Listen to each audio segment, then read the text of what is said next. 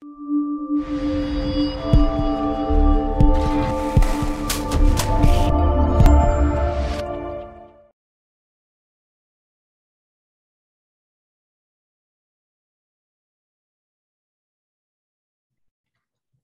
other thing I like to point out is that just mapping, along with that 20% that you get right away, you get a couple of really positive effects from a cultural perspective. So you're bringing people together who don't usually work together, and you don't usually have conversations about how you do the work. So it can be really valuable to bring everybody together and focus on looking at the flow of work, because not only does it provide this diversity of perspectives that you don't have access to on a regular basis, it's pretty cathartic to think about, this is work that we're probably not super happy to be doing all the time. There's one piece of the work that we really love, and that's what keeps us going. And then all the rest of it is just stuff that we have to put up with because that's the way we do things. So I'm gonna address this. So I got a great question in the chat, and I'll read it out to everyone and then answer it. So it's interesting that you went to waste elimination first. There's the lean decision filter, which paraphrase says a focus on value trumps a focus on flow, which trumps a focus on waste elimination. How does this fit into value stream mapping? Focusing efforts and thinking about focusing on value and the flow of value ahead of efficiency. So this is really important. And I think that is correct. I also think that it's not necessarily super accessible to people, which is why I get them to focus on waste first. The reason I focus on waste is that usually people are kind of intrinsically motivated to address waste just because it's painful, right? It's usually holding us back from things that we want to do. And thinking about value is pretty difficult for most people. I think a lot of people associate value with how much something costs, how much effort is put into it, how much the customer pays for it. And it can be difficult to think of value in terms of leading indicators rather than lagging indicators. What I mean by that is, like, what is something of value that is going to be realized in the future, right? What's the value of waiting to eat the marshmallow versus eating the marshmallow right away? That's something that is not so easy for folks, which is why I tend to start with waste. But you're right. Value really dictates what's even worth doing, which makes it really important. If you really focus on value, you might actually realize that everything that you're doing is wrong, which would be fantastic, right? I mean, we kind of get a feeling in the pit of our stomach when we think about that, but doing things wrong is actually way worse. It's just less of a shock to the system, I would say. But understanding value and focusing on value is really how you get to doing the right thing, which eliminates waste sort of automatically. But at the same time, so that being said, flow is also extremely important. So the speed at which you can do things is extremely important, because the faster you can deliver, the faster you can learn. And the faster you can learn, the faster you can actually discover value, right? We might have an idea of what's valuable, especially if we're building something that someone hasn't actually paid for yet. We have an idea, we have expected value. You don't actually know that that's valuable until it's delivered, which means the flow is important, velocity is important, and your speed of learning is important. And this is kind of like an iron triangle, I would say, right?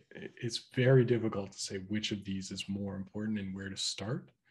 But I would say start where you have an opportunity, right? If people complain a lot about how long things take, or that, they just don't see why this process is necessary, then waste, I think, is a very powerful focal point, and it can be very catalyzing, right?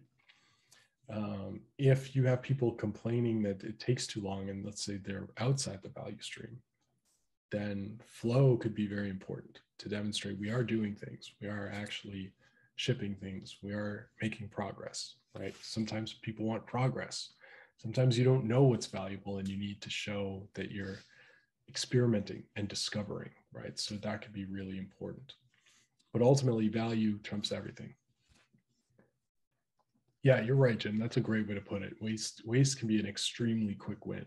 Getting rid of something and or just deciding not to do something is incredibly effective and efficient. It's very quick, and it can really build some momentum, right? You can show that you've accomplished something by just not doing something the next day. And I often find that's where you get that 20% from. You really can't get that 20% right away by focusing on improving value. It's difficult to improve value. It takes time.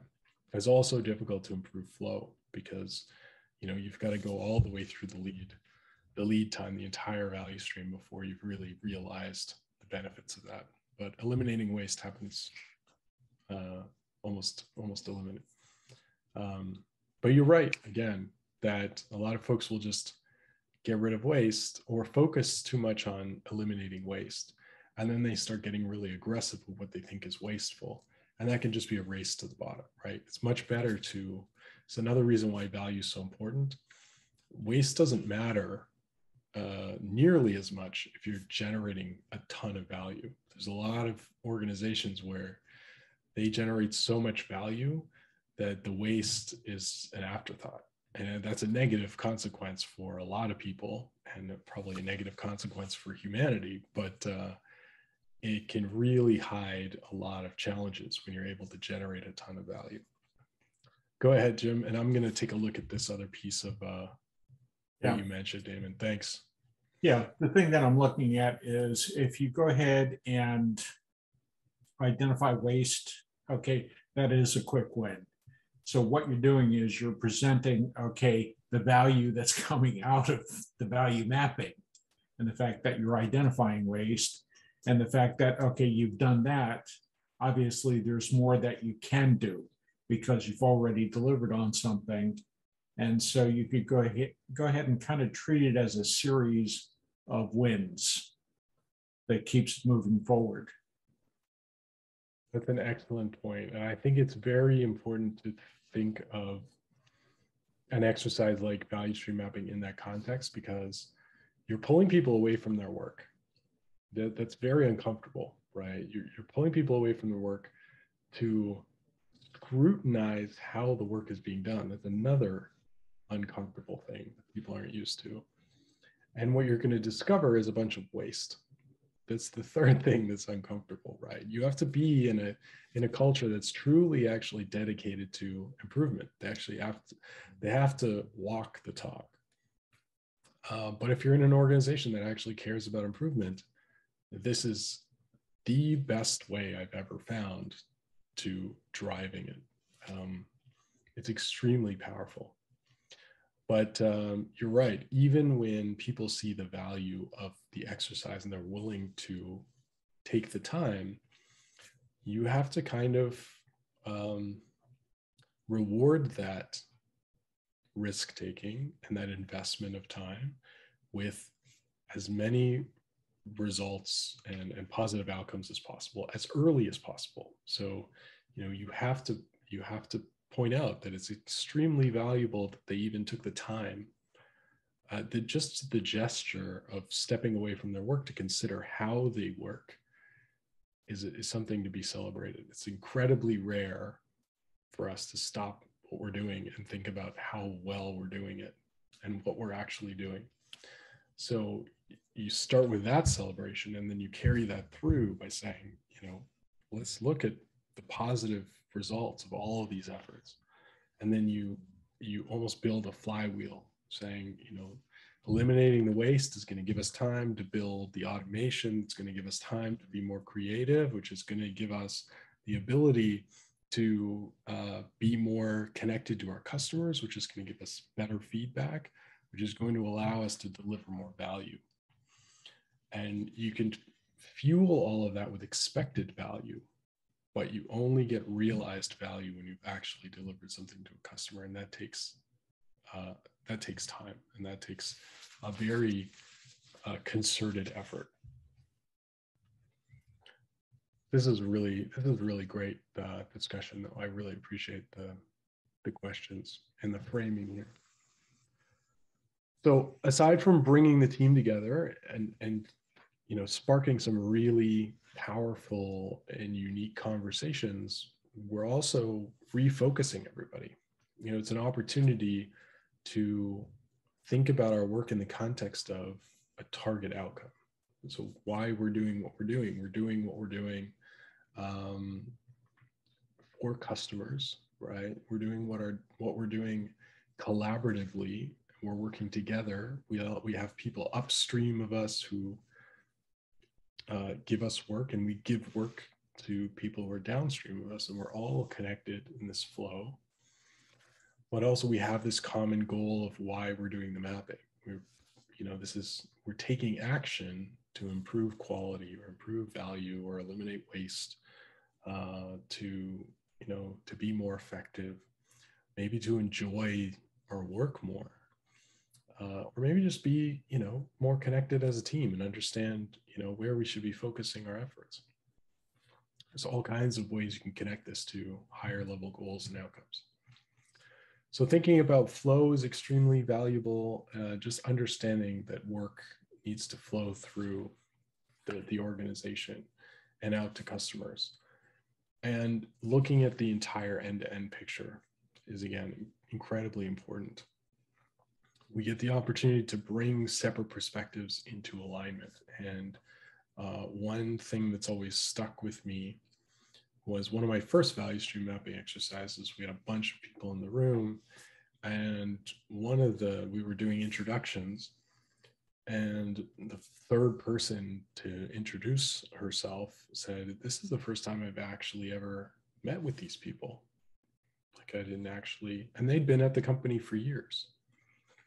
And so this was the first opportunity to really see who was around them, who they relied on and who relied on them as part of this chain of delivering value. But another one that sticks out is someone who was at a company for 19 years. And after mapping a value stream, he said, "I've been here for 19 years, and this is the first time I've ever seen our process from start to finish." And I think that's really powerful. So we get this opportunity to bring these different perspectives together to have extremely powerful conversations about what really matters inside the company to the people who are doing the work, and how all that value gets delivered, how the business succeeds. And it's an incredibly powerful way to identify opportunities.